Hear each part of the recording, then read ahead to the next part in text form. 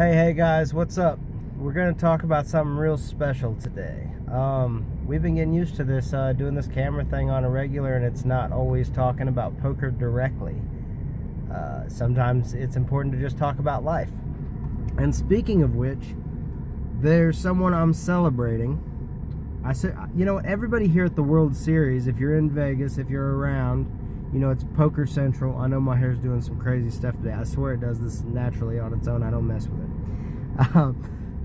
Everyone in the poker community has poker dealers.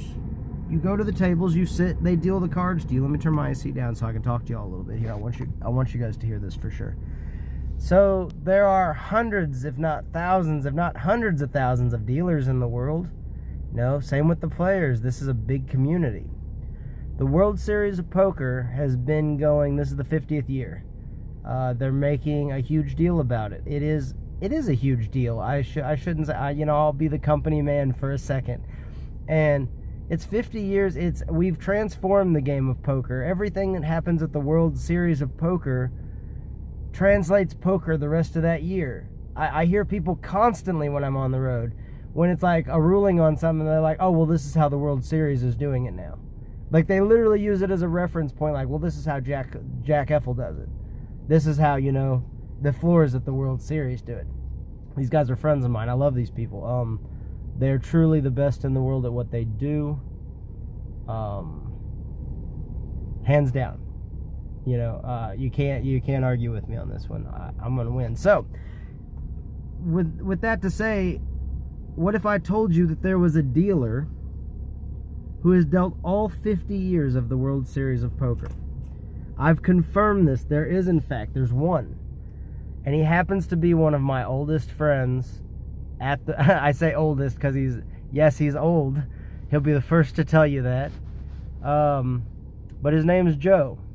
His name is Joe Esposito. And fresh out of dealer school, myself, going to the World Series 10 years ago, scared to death, didn't even know if I was gonna, you know, be able to have a job for more than a couple weeks, and it turned out I was pretty good at this job. Turned out I was gonna be just fine, and we were gonna be okay dealing poker. Made a good career out of it. I've traveled, I've seen the world. And a lot of that is thanks to Joe Esposito, because they teach you so much in dealer school about procedures and about all these different things, you know, teaching you the games. They don't teach you anything about the real business, though. And I'm not calling out my dealer school at all. I got all the fundamentals and skills I needed thanks to Romeo Fermel. There's a shout out for you, Romeo. That's my no limit hold'em / every game / he trained me to, you know, make floor calls. This man lives and eats and sleeps and breathes poker. I know his family, his son and his daughter, at least I know them.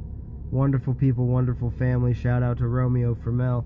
Anyway, back to Joe Esposito, who taught me all the things that they don't teach you in dealer school, like how to interact with other dealers, because it's just like high school some days. And like how to, you know, where to hang out on breaks and stuff, where to go to... You know, like, showed me around, literally just showed me where good food in Vegas was, like, and he always greets you if he likes you with, oh, hell, hey, buddy, or one of these, you know, he's really Italian.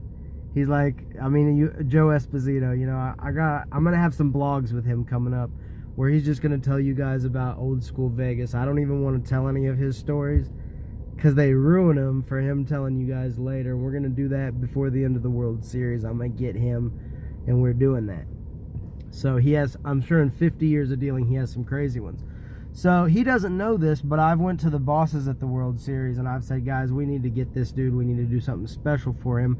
Now, I gave him a list of things that I think are special, not up to and limited to being inducted into the Poker Hall of Fame, because I think that if you went and found the 7 or 8 guys that were playing in 1970 at the very first World Series of Poker, or was it 69? You know what I'm saying, though, the very first year, and you ask those guys, they would say, oh yeah, you know, that's a Hall of Famer, that's a legend right there.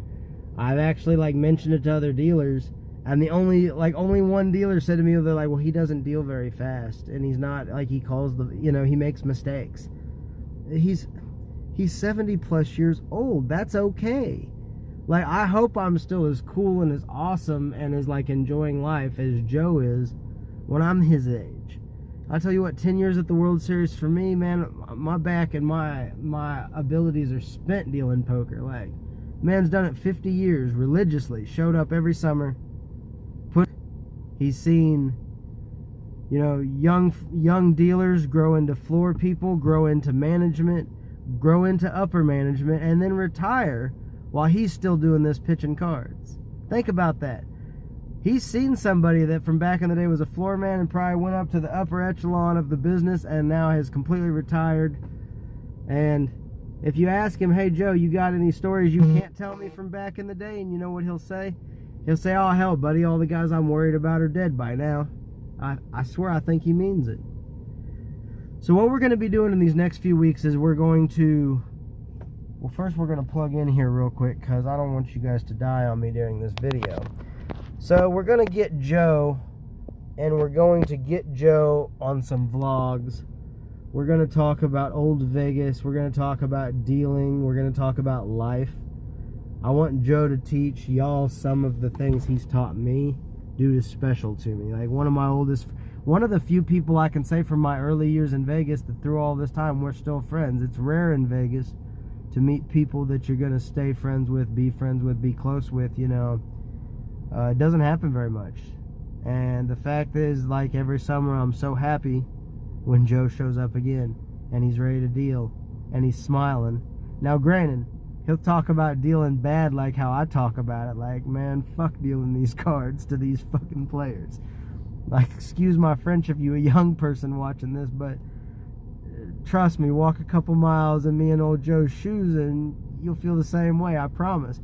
But at the same time, the man shows up and he does his job the best he can every day. Just like I told you on the last video, I ask my dealers when I'm playing. And I ask my coworkers when I'm working. Is, hey guys, let's give them the best job we can. You know, these dudes are paying a lot of money, and even if it's a small buy-in like the Daily Deep Stack, or like a nightly tournament at the Orleans, for example, or at Ameristar in North Kansas City. Shout out to my Kansas City people. You know, all of that. Like, let's just do the best job we can. And like, Joe is the best dude ever about saying a whole bunch of shit and talking shit, and that's where I get it from. But at the end of the day, Joe gets in the box and Joe deals. And Joe doesn't want to make a mistake, and Joe doesn't want to ever make a floor call. He obviously always cares and does the best job he can. He'll get out of the box and, oh, fuck those players, buddy. But he don't mean that. He loves them dudes. And he loves the job. I know he does. And because we're all the same way. All of us dealers are the same. It's like, we all act like we don't care. But I think for the most part of us, we all do. Like, I never want to make a mistake that could cost a player money, because I'm a player full-time the rest of the year. And I would never want a dealer to make a mistake that cost me money, but I could live with it as long as I knew that it bothered that dealer as much as it bothers me as a dealer when it happens. And also I need my wife to get out here because she needs to meet Joe. Sweetheart, if you're watching this, and I know you are because you watch all my vids, we definitely need to get up to Oregon. That's where Joe's from. Smoke there's legal anyway, so I mean, score. But Joe's one of the coolest dudes ever, and we got to get up to his house and meet his daughter. He talks about his daughter all the time, and I still haven't got to meet her. So, but yeah, guys, there's gonna be a ton of vlogs coming soon because this dude is just one of the coolest, nicest, just peaceful, old chill dudes you'll ever meet. And he would like that I'm calling him an old chill dude because he's an old chill dude. Like, he doesn't want me to be all proper. Like, I used to call him sir when I first met him, because that's how I'm raised, and you talk to people, you know, who are older than you with respect and stuff, you know. Respect your elders and such. But man, old Joe, I tell you what, he's something. So, okay guys, here's the deal. I think I got about 20 days of my dealing career left. We're keeping our head up, we're keeping our chin up, trying to keep our patience with you players. I think I'm doing a great job. In comparison, I'm usually only irritated about y'all when you're not around. So, in all honesty, and we're going to have a lot of videos like this because I kind of want to be able to look back over my last couple, like, you know, weeks dealing and be able to see these videos later. So, I definitely gonna take more vids. It's bittersweet. I'm gonna miss some parts of it, but I'm still on the felt full time. It's not like I'm leaving poker. It's just the dealing is. I mean, I don't mean this in an arrogant or a cocky way. I'm an excellent dealer, and a lot of the times I'm just very bored. It's like my brain isn't having to work, nonstop to calculate what's in the pot and pot limit. And I'm not having to worry that I'm going to give you an extra pitched card in triple draw deuce to 7. I'm on top of it, and usually I'm so on top of it that I'll try to help a coworker.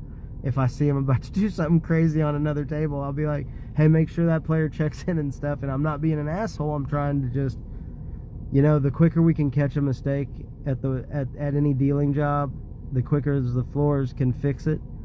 And the quicker we catch it, the easier they are to fix. Our floor people, I should say, appreciate dealers that are on top of it, because it makes their lives easier. It makes their lives probably more enjoyable, I'm imagining. While I got you guys here, shout out to Cash Cows Poker. If you're not familiar, or this is your first time tuning in, it started out as a poker crew, a bankroll.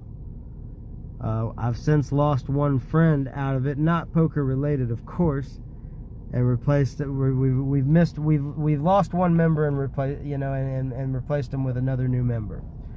But I want to give a sincere shout out to the Cash Cows Poker crew. To the member that's no longer with us, I have no ill feelings towards you. Me and your brother was always having our spats, but you and I were good, and I have no ill will towards you. And there, guys, I've said that and got that off my chest. I have no Ryan Shaw, Picks, whatever they used to call you on the feed on the live game. No ill will towards you, my man. I was over it a couple months after the fact. As for the rest of you Cash Cows, I love y'all. Tim, I'm happy you and Cash Cows finally. You seem like you belong in there, so that's good. Phil, we're glad you still playing. Looked like y'all had a decent Vegas trip. Nobody won too much or lost too much, but y'all had some fun and got to spend time with your ladies. Tim, yeah, I know you ain't married yet, so you probably got lots of ladies. Shout out to my wife. She's tough. She stays and takes care of our home while I'm out here in Vegas for the summer. Never an accusation or never what have you been doing. She's always loving and supportive, and I couldn't ask for a better wife. I tell everybody at the World Series of Poker my wife is way too good looking for me and just way too perfect of a woman for me. I mean, take one look at me and you wouldn't think I'd have a beautiful Colombian woman for my wife. And then my best friend Jen Palmer, who is she was in the wedding and stuff as well. She goes, oh, she'll overhear me telling a player that, and she'll come by, oh, yes, sir. Yes, sir, yes, sir. She's much too good looking for him. Shout out to her. She keeps me balanced. Shout out to Jen Palmer, I should say. She keeps me balanced while I'm out here. She keeps my head on my shoulders, keeps me thinking, second guessing, which is a good thing, But yeah, she's definitely one of my few real true friends I got out here in Vegas with me. There's not a whole lot to go around, so I do appreciate her. Shout out to all my fellow WSOP dealers, first year through 15 through 20 year guys, through 50 year guys. Just Joe. You guys are killing it. I want to give a shout out to actually a first year dealer, Joel Valdez. Joel Valdez. I said it right. Joel Valdez is a first-year dealer, but this kid's bright and he's going places. He's smart. He's way smarter than me when I was 21 years old. I was being young and wild and crazy and not even dealing poker, and this kid's out here being professional. He said no to a second round of drinks I was trying to buy him a few nights ago after he busted his ass helping me at work all day. So, if I forgot anyone, shout out to my mom and dad. Y'all put up with me for what, 33 years now? We probably gonna have a few more. I do appreciate you guys tuning into these vlogs. I think this is the way I vent and let somebody actually told me a few days ago to keep listening to Eminem every day on my way to work. And they're like, if you're trying to come to work and not be violent, the dude talking about chainsaws and such, maybe not the best musical choice in the mornings. But yeah, shout out to all you guys. Shout out to the dealers. Shout out to you guys watching these. I do appreciate you.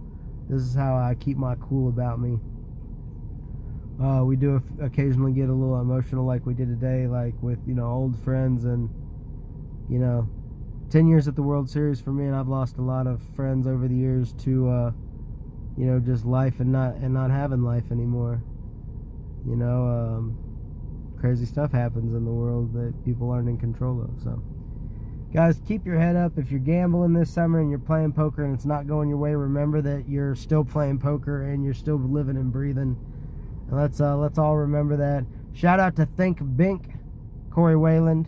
I got your bracelet on, bro. I'm trying to stay positive throughout these last 20 days of the career. Guys, it's been 16 minutes. That's too long for me to sit here and talk to you. So I'm going to go ahead and sign off. But I appreciate each and every one of you. I hope you guys are doing your part to make the world a better place. Because just like table and game and poker etiquette, where it's up to the 10 players at the table to keep integrity, the world works the same way. Remember that. That's a Think Bink moment for you, Corey. If you see these, you should put that in your little speeches.